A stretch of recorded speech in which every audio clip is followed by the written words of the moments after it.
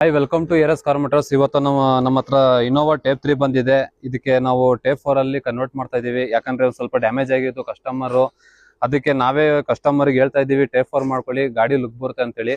Item ಇಲ್ಲಿದೆ.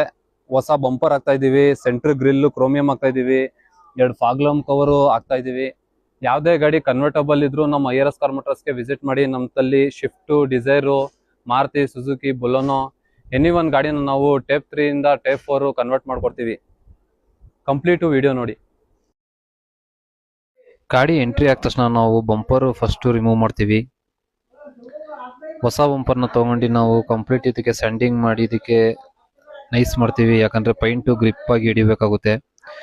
ಯಾವುದೇ bumper paint ಮಾಡಿಸ್ಬೇಕಂದ್ರೂ ಫಸ್ಟ್ ಪ್ಲಾಸ್ಟಿಕ್ ಪ್ರೈಮರ್ ಹೊಡಿಬೇಕು. ಈ ಪ್ಲಾಸ್ಟಿಕ್ ಪ್ರೈಮರ್ ಹೊಡಿಲಿಲ್ಲ ಅಂದ್ರೆ ಈ ತರ ಪ್ರಾಬ್ಲಮ್ ನಿಮಗೆ ಕಂಡು ಬರ್ತವೆ.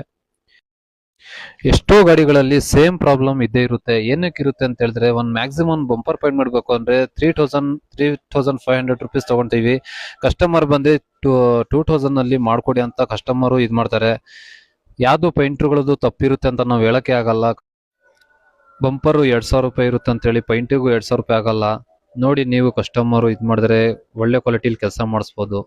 ಆದ್ಮೇಲೆ ನಾವು ಇದಕ್ಕೆ ಲಾಕರ್ ಫಿನಿಶಿಂಗ್ ಕೊಡ್ತೀವಿ. ಫಿನಿಶಿಂಗ್ ನೋಡ್ತಿರ್ಬೋದು ಯಾವ ತರ ಕಂಪ್ಲೀಟ್ ಆಗಿದೆ ಅಂತೇಳಿ.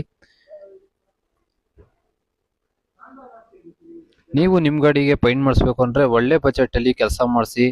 ಲೋ ಬಜೆಟ್, ಕಮ್ಮಿ ಬಜೆಟ್ ಅಂತ ಹೇಳಿದ್ರೆ ಯಾವುದೇ ಪೈಂಟರ್ ಆಗಲಿ ಪೈಂಟಿಂದು ಪ್ರಾಬ್ಲಮ್ ಇದ್ದೇ ಇರ್ತವೆ.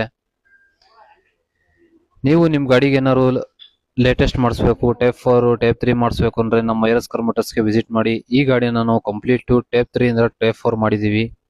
ನಿಮ್ಮ ಗಾಡಿ ಏನಾದ್ರು ಮಾಡಿಸ್ಬೇಕು ಅಂದ್ರೆ ನಮ್ಮ ARS ಕಾರ್ ಮೋಟರ್ಸ್ಗೆ ವಿಸಿಟ್ ಮಾಡಿ. ಈಗಲೇ ವಿಡಿಯೋನ ಸೇವ್ ಮಾಡ್ಕೊಳ್ಳಿ, ನಿಮ್ಮ ಫ್ರೆಂಡ್ ಸರ್ಕಲ್ ಅಲ್ಲೂ ಶೇರ್ ಮಾಡಿ.